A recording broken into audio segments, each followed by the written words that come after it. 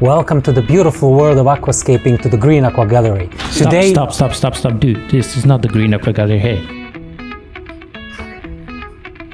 I knew that. So, we are at Premier Printing House in Budapest, which is the first client of Green Aqua. We built the first aquarium, which you see right behind me here, 6 years ago. Actually, we built it in March 2013. And the first setup here was running for at least 3 years, which is quite a long time for a scape.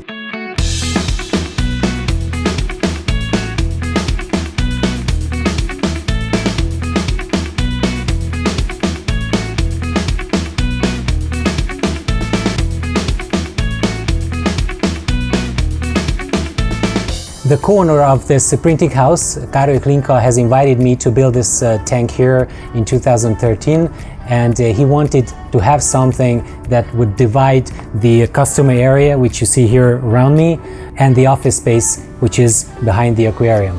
The goal was to have an aquarium that can be seen from 3 locations, equally from 3 sides, from the front for the customers, from the side, and also from the back for the people who are working here.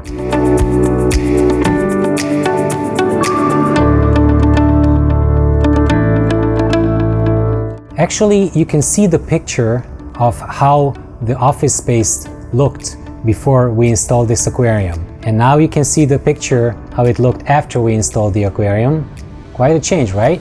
This is why aquascaping is so beautiful, because you can have a huge change in your environment just by installing an aquarium. This is quite a big space, and this aquarium is 120 by 45 by 45 centimeters, and it changed the whole mood of the office quite a lot, and everybody who's working here really enjoys this aquarium for many years. Before we get to the technology that is behind the tank, let me present you Earth, Wind, Fire.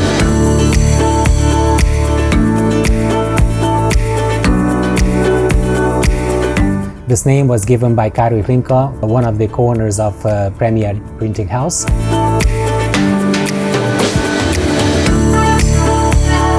And he wanted a very light scape with just some redmore wood, some dragon stones, and the ADA Colorado sand. The plant selection is quite simple. We had Eleocharis sp, the long grass, in the background. We had the Parvilla mini in the foreground, which was colored a little bit with Marsilea crenata, and we had Physidens fontanus moss on wood, as well as Anubias petit mini between the rocks and the wood here and there. Actually, the minimalistic look from the beginning of this scape has changed a lot. Now in this video you can see how the tank progressed. You can see that the plants have grown nicely. Everything is completely algae-free. The tank was running 1 more year after this without problems, and then we changed it.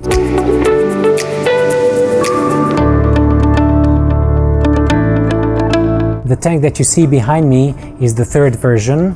So like the first scape was running for 2 years, the second scape was running for around 1 year, and this is the 3rd scape. Actually, we had a number of fish in here. We had the blue-eye forktail, Otocinclus affinis. We had Siamese algae eaters, obviously, Yamano shrimp. This is the crew that were working on getting rid of algae, as well as Raminose tetra, Barbus titea, Black Phantom tetra, and Red Phantom tetra. In the current state of things, we have the Amber tetra and the Espe rasboras in the tank, as well as the algae eaters that I mentioned before.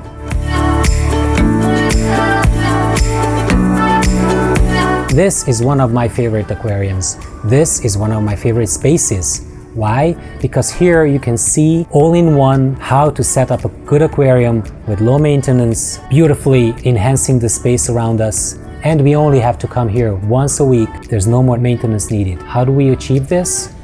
Well, you gotta plan your technology quite well. What we have here is we have an RO filter, which is running in one of these cabinets behind me. We have a huge bucket. Now it's only half empty because we had the water change in the morning, and there are hoses leading from that container towards the aquarium in the cabinet, and we had to drill the cabinet for that. And you have the water change hose tucked inside the cabinet. You only have to take that hose out and you can change the water without having the hoses running all over the office space and obstructing people in their working time.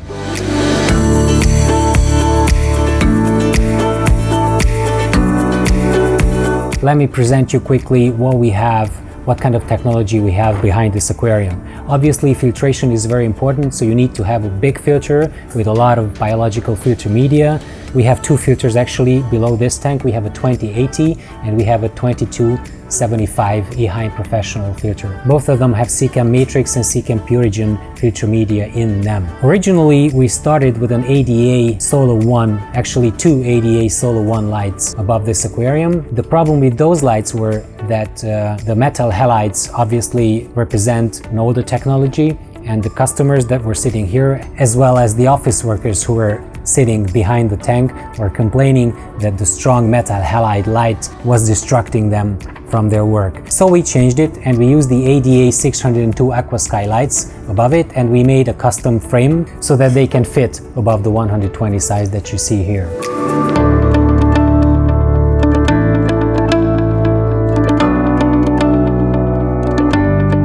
Obviously, we were using the ADA substrate system at the bottom of this tank. Right now we have the La Plata sand on the left side, and we have the Amazonia light, but we were using also Aquasoil Amazonia for the first tank that was running for 3 years. Guys, if you want to make a layout that would last for a long time, you better have some strong substrate, and Amazonia is the best substrate for that. Amazonia light is a lighter substrate, so probably would deplete in a couple of months, maybe 1 year, but you can use root sticks to improve it, so obviously that's not a problem. Other than that, we have, as a part of the substrate system, we have the power sand. At the bottom we have one bag of 6-liter power sand special M underneath this tank. We have pressurized CO2 below this tank. Obviously, we started with an Aquamedic 1000 external reactor. We changed it, and now we have a Do Aqua 50 diffuser on the left side of the tank. The fertilizing regime was the Green Aqua Macro and Micro Ferts. This tank is running on Green Aqua Ferts for 6 years now, mostly without algae, and the owner and the colleagues that were working here were doing the fertilizing for many years, but then as a convenience, we installed ATI dosing pump, a 6-pump dosing pump here that is also dosing Seachem XL as the third option to help with the fight against algae. When we first installed this aquarium, we realized in a couple of weeks that the office space here is really warm, so that was a problem initially, and we had all kinds of algae, so we needed to install Aquamedic Titan 150 chiller, and that helped with algae enormously. The algae problem had disappeared and the tank was running algae-free ever since. Let me tell you what we have in this tank currently. We are using some gray stones. I would call it knife stone, but it's not really that. It's some kind of river stone. It's a dark gray color, and we have some Redmoor roots next to it. Currently we are using the Deneled Deponit Mix 9-in-1 below the Amazonia light, and we are using La Plata sand on the left side of the aquarium. As far as the plants go, we are using Parvula Mini in the foreground. We have some Monte Carlo here and there, but Parvula has overgrown the Monte Carlo enormously. We have Stora Giant Repens, which is sitting at the basis of the rocks. We have Anubias Petite and Mini, Bucephalandra Red, Wavy Leaf. We have some Java Moss as well, and Ricardia obviously. We have Anubias Nana Gold, and in the background, actually in the midground, we have Pogostemon Rectus, Hemianthus micranthemoides, Rotala rotundifolia, Rotala HRA, and we have a small patch of willow moss. The goal in building the hardscape here, and it was built by two colleagues of mine, Attila and Maki, and they were building the hardscape in the middle of the tank. You can see now how the tank looks like from the side.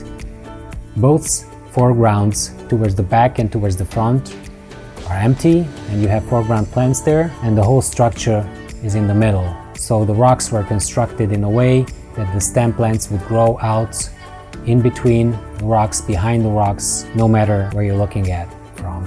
Oh, and there's one more thing. I was talking to our friend Peter Roscoe just the other day. He told me that he came here to print something to this beautiful printing house. He saw this aquarium and he saw the logo on the aquarium, and he actually found Green Aqua because he came here and saw this aquarium first. So it's really funny. If you want to see how Peter is progressing and how Peter is working right now, just check out the link above me. We made a beautiful video, a funny video actually, with him building the tank at Green Aqua with Tommy's help. As I told you at the beginning, this is my favorite office space in Budapest because of this aquarium and because of the whole mood of it and because of the change that this aquarium meant to the people working here and to the customers coming here. I really have a really good relationship with the co-owner of this company, Károly and Zsolt Hlinka, and also with his brother, also a co-owner, Zsolt Hlinka, who is a really good photographer, and he has the Focus Photo Gallery.